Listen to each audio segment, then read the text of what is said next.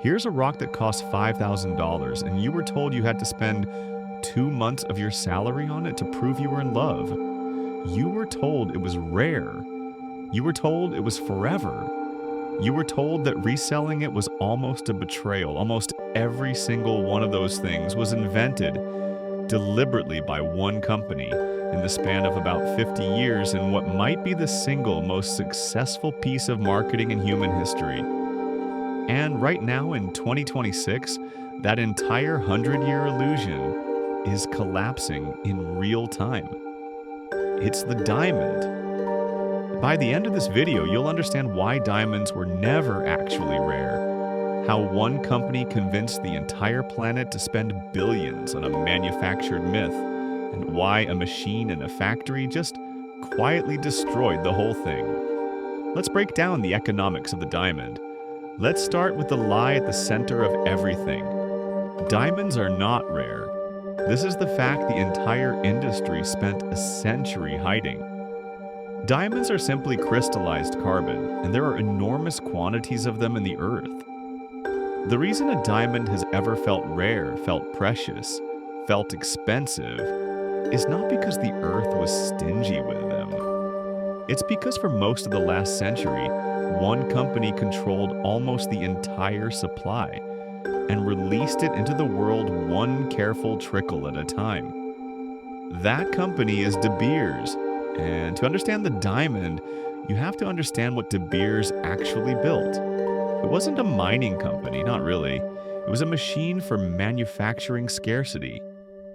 Founded in the late 1800s, De Beers came to control, at its peak, between 80 and 90% of the world's entire diamond supply. That is not market position. That is a near-total monopoly, the longest-running one of the modern era. And when you control 90% of the supply of something, you don't have to wait for it to be rare. You can decide how rare it is. You can lock diamonds in a vault. You can release exactly enough to keep the price high and never one stone more. The scarcity you feel when you look at a diamond was not discovered in the ground, it was engineered in a boardroom. But controlling supply is only half of the trick. And honestly, it's the less impressive half. Because a monopoly on a thing nobody wants is worthless. De Beers didn't just need to control diamonds, it needed the world to desperately want them. And in 1938, diamond sales were actually weak, and the company turned to an advertising agency to fix it. What happened next rewired the romantic instincts of the entire human race. In 1947, a copywriter named Francis Garrity, working late one night, wrote down 4 words: "A diamond is forever." And those 4 words might be the most profitable sentence ever written. Think about what that phrase does. If a diamond is forever, then it represents eternal love, so of course it belongs on an engagement ring. But also, if a diamond is forever, then you must never sell it. And that second meaning is the quiet genius of the whole thing. Because if no one ever resells their diamond, then there's no secondhand market to compete with new diamond sales. The slogan didn't just sell diamonds, it locked up every diamond ever sold forever, so they could never come back to haunt the price. One sentence created demand and eliminated competition at the same time. And they didn't stop there. The idea that you're supposed to spend 2 months' salary on an engagement ring? That was not an ancient tradition. That was a De Beers marketing invention. In some countries, they pushed 1 month. In Japan, where engagement rings were essentially not a tradition at all, De Beers ran campaigns starting in the 1960s.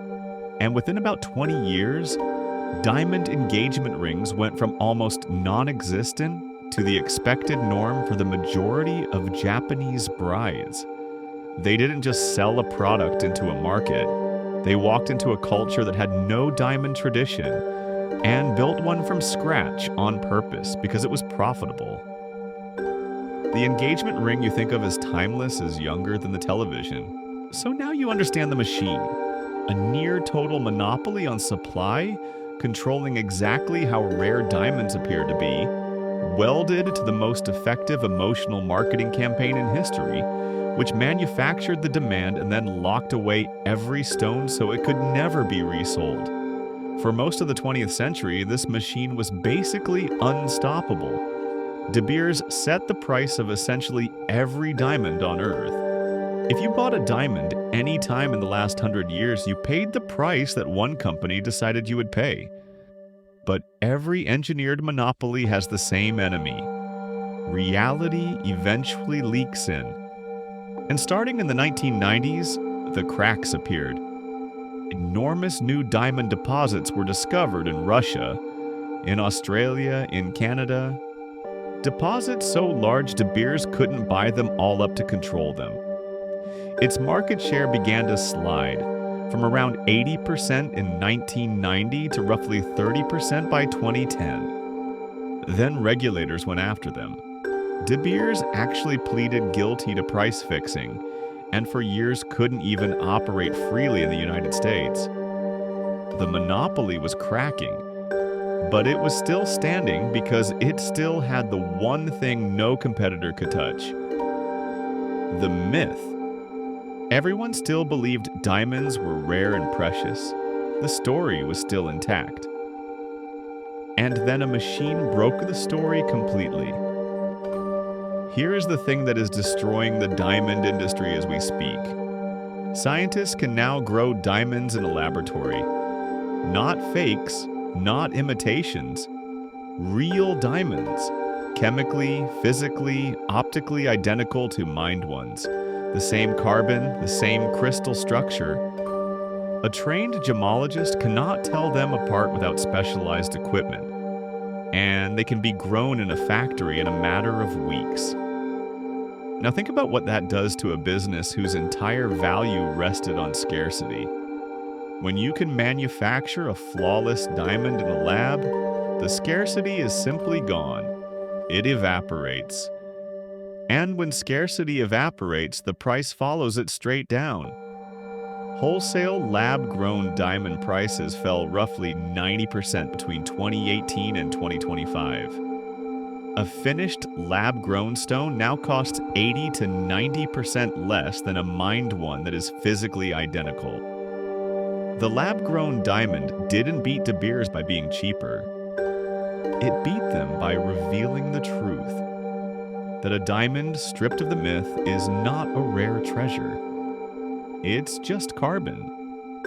And the collapse has been staggering to watch. De Beers, the company that invented the modern diamond, saw its sales fall by more than half in 3 years. It tried to launch its own lab-grown brand, then shut it down.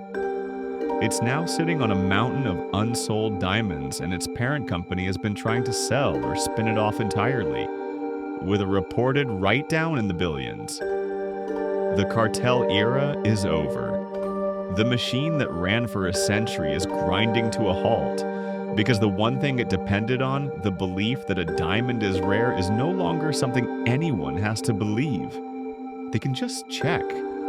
So does owning the diamond business still work? For a century, it was one of the most profitable illusions ever constructed, a license to print money built on a story.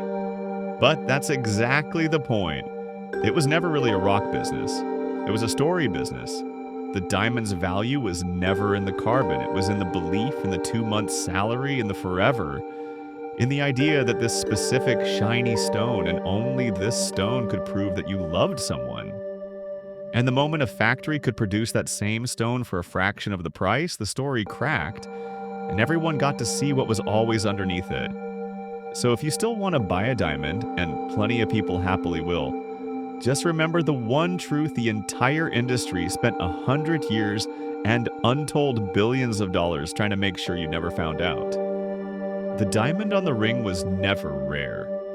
It was never a wise investment you'd resell one day. It was never a timeless tradition passed down through the ages. It was a common stone, made to feel priceless by the greatest marketing campaign the world has ever seen. You were never really buying a diamond. You were buying a sentence somebody wrote in 1947.